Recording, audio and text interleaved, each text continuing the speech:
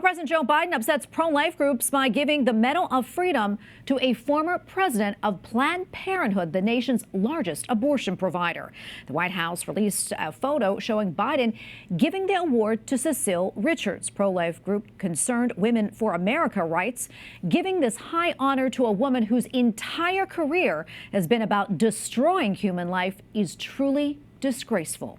While speaking of Planned Parenthood, the plans for the proposed Department of Government Efficiency, also known as Doge, are becoming a little more firm, and it includes language about the nation's largest abortion provider. Doge aims to drastically cut federal spending. In an op-ed Wednesday in the Wall Street Journal, the co-heads of Doge, billionaires Elon Musk and former presidential candidate Vivek Ramaswamy, said in part, quote, "We are focused on delivering cost savings for taxpayers. Skeptics question how much federal spending Doge can tame through executive action alone.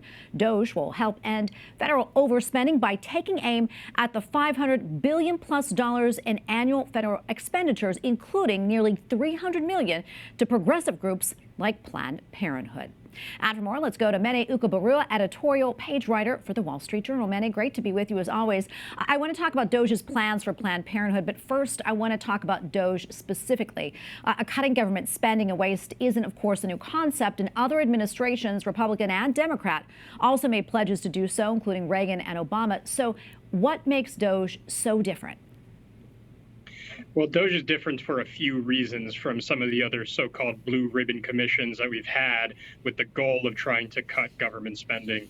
It's focusing on the money that's directly within the president's control.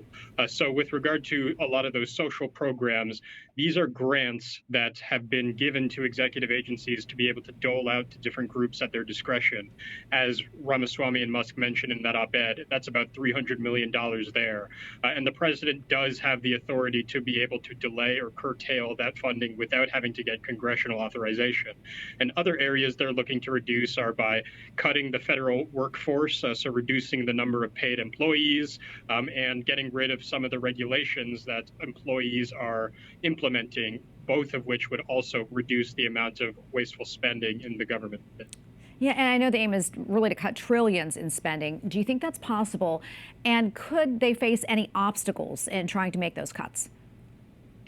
Well, the trillion number is one that they both floated at the very beginning of the commission, and they seem to have admitted that that is probably overly optimistic. And that, again, is because most of the spending, A, comes from entitlements like Social Security and Medicare, which are mandatory, but then also discretionary spending that's been approved by Congress that they wouldn't have the authority to revise. And so about $500 billion, I think, is their new target, and we'll see how close they can get. Yeah, and I want to talk now about Doge taking aim at Planned Parenthood, as we mentioned. You know, there's specific plans there. Could limiting or ending the government money that Planned Parenthood receives, do you think that could actually happen? Yes, I think it's important to point out that Planned Parenthood receives federal funding from a variety of avenues, and some of those are more difficult to get at than others. So the type that they're describing approaching through Doge comes from grants from organizations like the Department of Health and Human Services, which does have a presidential authority behind it. And so they should be able to curtail that. But there are other grants that Planned Parenthood is able to apply for that do have congressionally appropriated funds, and those will be more difficult. So we'll see the plan that they put together and how much funding they're able to claw back. Yeah, it should be very interesting. Mene, are there any other areas that Doge will be targeting that would be of interest to the faithful?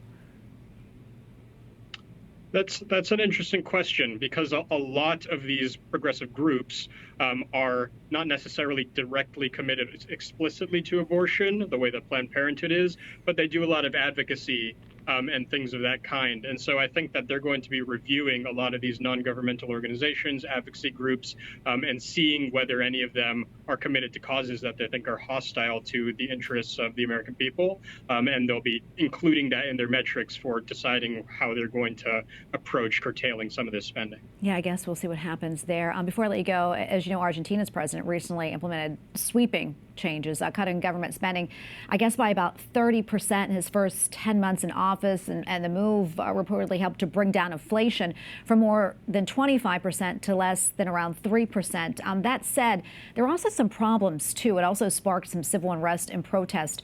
Do you think by doing this or trying to implement this here in the United States, do you think there could be an issue? Well, I think that the reforms that Doge is proposing are very different from the kinds that we've seen in Argentina so far. It mostly has to do with the size of American government and the regulatory state. So most of the opposition we'll see from it and already see is going to come from federal workers and also from some of these progressive groups that are beneficiaries of the spending.